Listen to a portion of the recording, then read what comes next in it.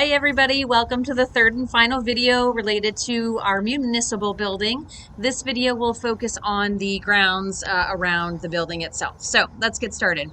Out the door we go to the right, and everyone of course knows we have this beautiful playground.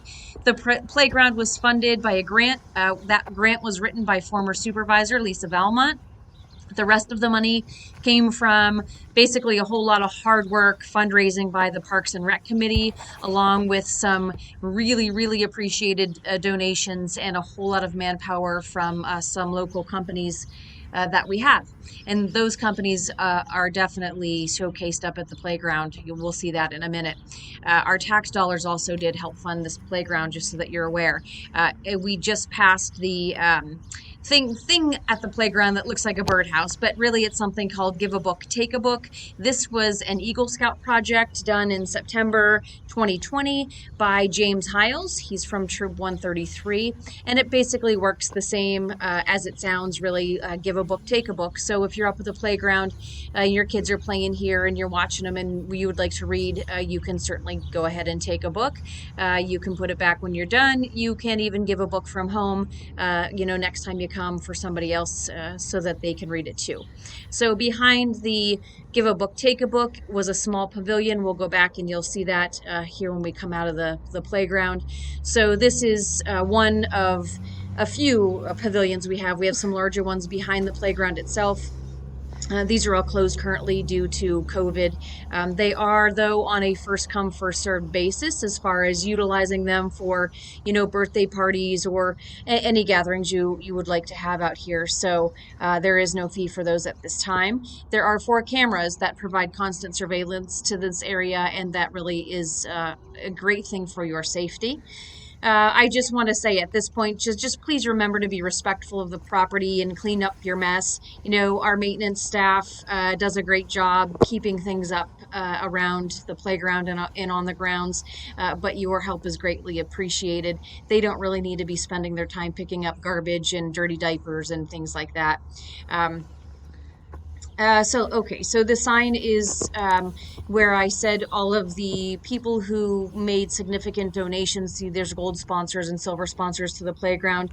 These beautiful stones on the ground here that you see were also part of fundraising for the park, done by kids and families and whatnot. There are over 300 pickets in the actual park itself, with names of, again, families and organizations and you name it that helped support this playground.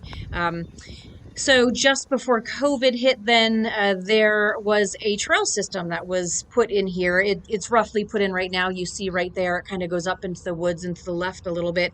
It does go all the way around the perimeter of the playground. I'm sorry, of the park. So it in of itself, if you walk around, is almost a half a mile if you're counting.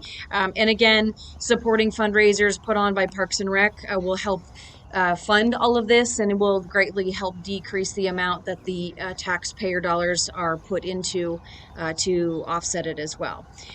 So we do have the football field we just passed, and that doubles as a soccer field as well. So that's open to the community, and you can use that. The Wattsburg Chargers, I believe, I'm not sure if they're still there or if they're up at Seneca full time now, but they utilize that a lot.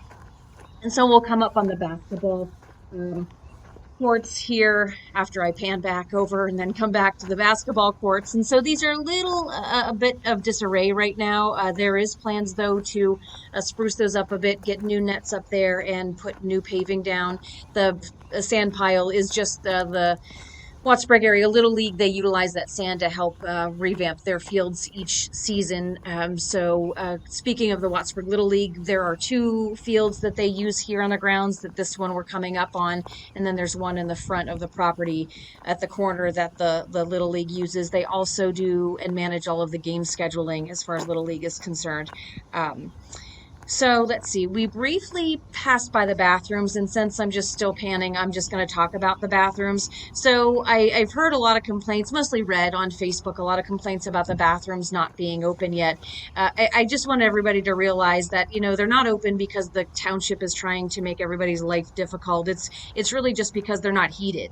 And so The water's shut off every fall through winter. It's turned back on then when there's really zero threat of overnight freezing. I mean, this year is pretty unique. We've had some very early warming, so I know everybody wants them open, but really there is a chance that it could freeze at night. So the township's really just trying to avoid a very large bill, a taxpayer bill, to be honest, if those pipes freeze and then they break. So they are due to be open at the end of April, just so that you know.